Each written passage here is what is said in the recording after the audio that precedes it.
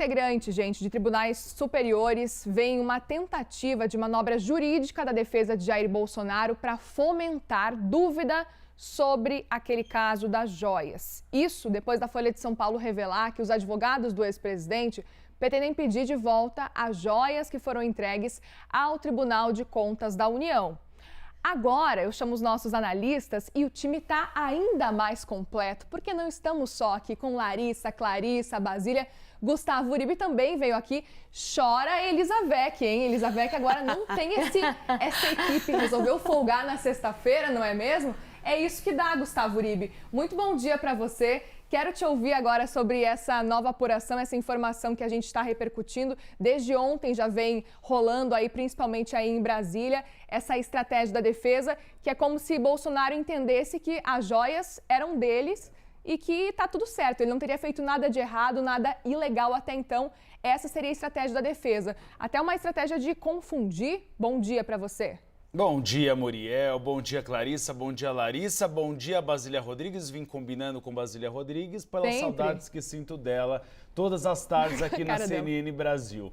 Em relação a essa possibilidade de entrega das joias, o Tribunal de Contas da União nos bastidores nega peremptoriamente. Avalia que não há possibilidade de entregar as joias porque ainda estão sob investigação nesse novo escândalo de irregularidades da gestão de Jair Bolsonaro. A questão é que você foi no ponto, Muriel. Qual é a estratégia da defesa? É dizer que aquelas joias eram bens personalíssimos e que há uma espécie de brecha jurídica para defini-los. Mas a gente sabe e a gente já explicou aqui, a Basília inclusive explica isso muito bem. Não há brecha jurídica. O Tribunal de Contas da União tem um acórdão que define muito claramente o que são bens pessoais e o que não são. Os bens pessoais são, por exemplo, chocolates, perfumes, joias não são. A confusão que é criada é por causa que posteriormente, durante o governo de Michel Temer, houve um parecer, um protocolo, a gente pode dizer assim, no Diário Oficial da União, que colocava as joias como bens personalíssimos. Só que o próprio Tribunal de Contas da União já fazia essa previsão, então não acabava inviabilizando esse processo. E mais do que isso, depois essa decisão do governo de Michel Temer foi sustada pelo próprio Jair Bolsonaro. Então é essa tentativa de confundir neste momento, dizendo que falta então este ponto. E aí algumas pessoas me disseram, mas não daria para ter essa argumentação, já que foram apenas joias e joias ter essa confusão? Mas a Polícia Federal acaba não acreditando nessa versão de que houve confusão por dois motivos principais. Primeiro, na troca de e-mails com Mauro Cid, ele já tinha sido informado que aquelas joias eram bens do patrimônio da Presidência da República. Segundo, houve tentativa de vendas de bens que não eram Rolex ou joias pessoais. Houve tentativa de venda daquele barco e daquele coqueiro que a gente viu na investigação, que Mauro Cid mandou a foto, inclusive, para o pai e até reclamou, se não fosse trágico, seria cômico, dizendo, são feitos de latão, tem algo em ouro, mas o valor deles não é tão alto como a gente acha. Então a própria Polícia Federal vê que não há chance de ter havido uma confusão, que foi uma organização criminosa que tentou vender patrimônios que eram da República Brasileira, de todos nós, no caso. A história pode não colar para a Polícia Federal, mas talvez para os apoiadores cole. Basília Rodrigues, já que você explica muito bem, quero te ouvir também sobre esse assunto. Você, nossa estudante de Direito, por favor.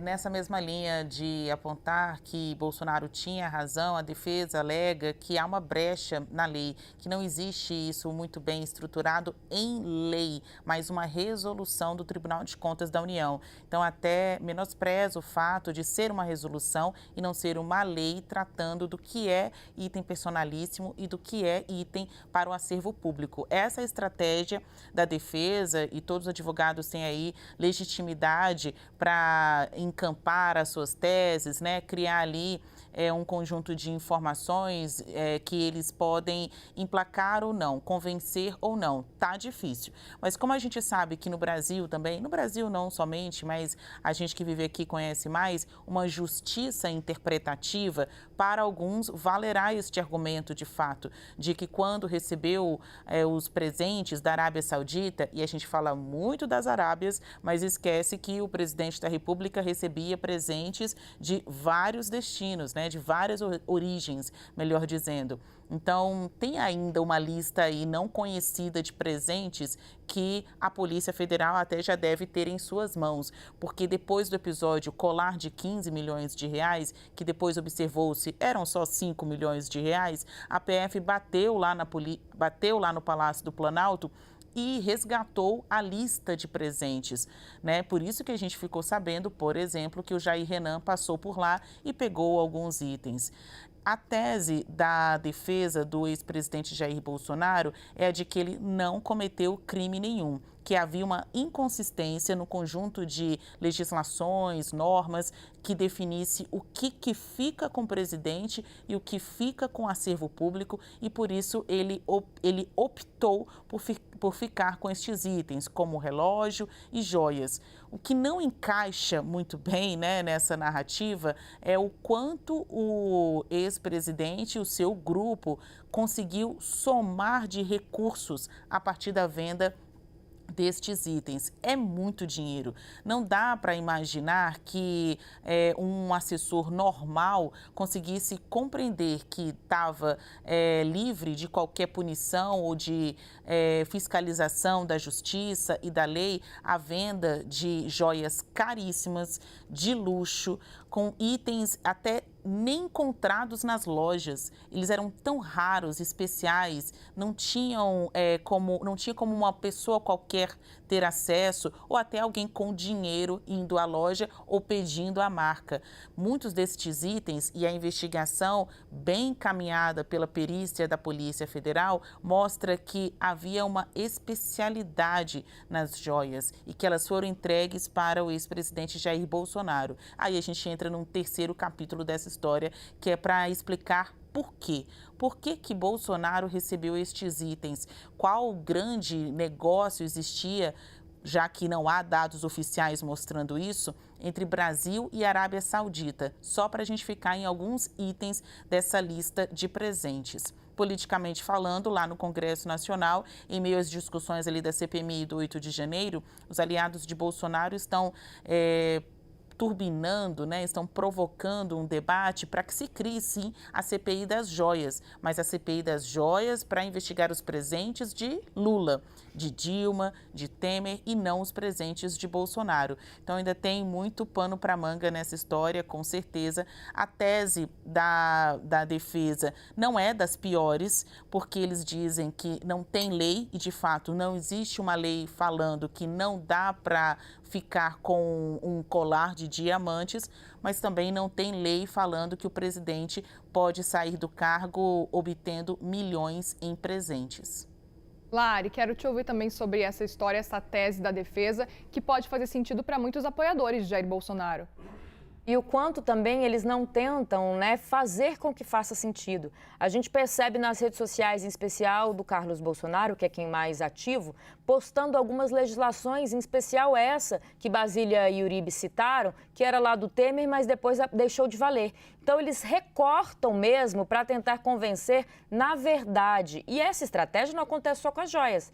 A gente sabe que foi usada durante as eleições, as duas eleições do ex-presidente da República, usada na questão também ali da pandemia, no caso das joias, em outras diversas operações ou mesmo possíveis escândalos de envolvimento do clã Bolsonaro. Então, é uma estratégia mesmo, é tudo feito de caso pensado, não é que se não se tinha conhecimento. Tanto que o Uribe falava ali das trocas de e-mail, naquela decisão, né, que o Supremo autoriza de fato, na última decisão das joias, quando se entra nessa operação, nessa investigação, o próprio pai do Cid, por exemplo, e outros personagens, o Acef e também o Fábio, tem ali troca de e-mails, de mensagens, melhor dizendo, entre duas pessoas do Palácio do Planalto, um ajudante de ordens e um também que era ali responsável por esse órgão do governo federal, que analisa se aquilo é pessoal ou não, onde um avisa o outro, olha, não pode vender.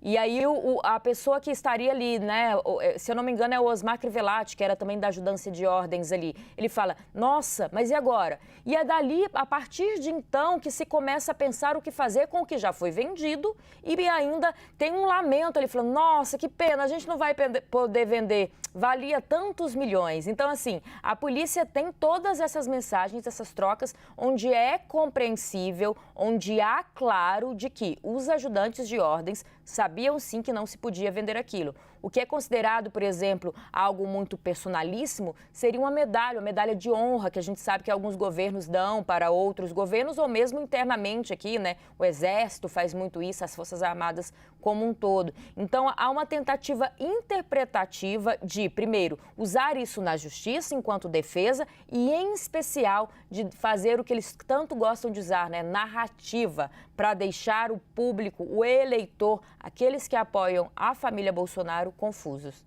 Larissa, medalha, quero te ouvir também. Doces, perfumes, né? Isso a gente não encontrou na lista, né? Não tinha.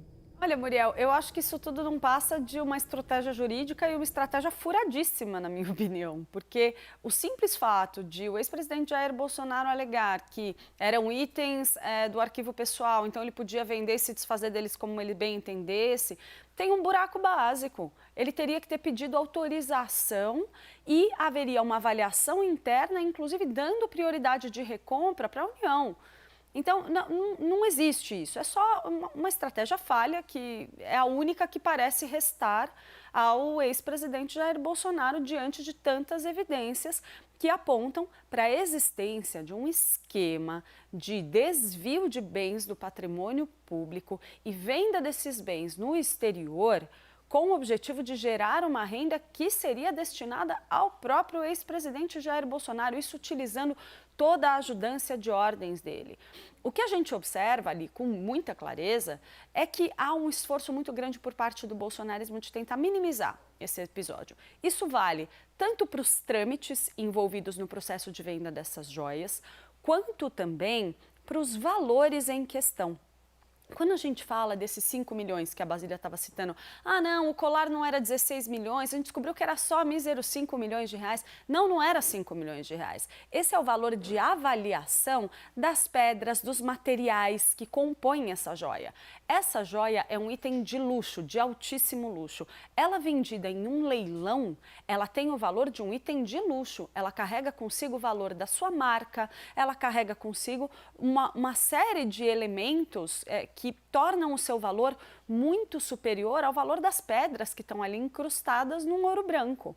Então, é tudo questão de um jogo que tem uma linha jurídica, sim, de tentar apresentar uma linha de defesa para o ex-presidente Jair Bolsonaro, e tem uma outra linha que é meramente política, de tentar criar um argumento, uma narrativa, como eles adoram dizer, para tentar convencer a base bolsonarista de que Jair Bolsonaro está sendo alvo de um grande esquema de perseguição. E que isso é uma coisa que, inclusive, ajuda a manter essa base mobilizada. Mas os advogados estão trabalhando com a ideia de simplesmente tentar ignorar o TCU. O parecer do TCU, que dá novas regras, que estabelece critérios concretos sobre como esses presentes têm que ser administrados. E qual que é o problema básico aí? Um regramento jurídico de um país não vive só de leis, do que está no papel, do que está na Constituição. Por um motivo muito simples, para você fazer uma lei que estabeleça novos regramentos para presentes recebidos de autoridades, por exemplo, é um processo muito longo, que depende de articulação política, depende de prioridades da agenda do Congresso, depende dos legisladores, depende do Executivo, depende de 1000 aspectos. E demora muito tempo para isso acontecer. Por isso, não dá para Bolsonaro simplesmente falar, tem um tribunalzinho aí, esse TCU, que tem um regramento aí que eu não reconheço porque não está na Constituição. Não é assim que um país funciona, ele foi presidente da República. Então, eu acho que ele tem que respeitar as regras jurídicas de todas as instituições. Muito bem, Elizavec, olha o que você está perdendo, os 4 juntos por aqui, é só para causar inveja. Eu estou muito privilegiada hoje, obrigada aos 4.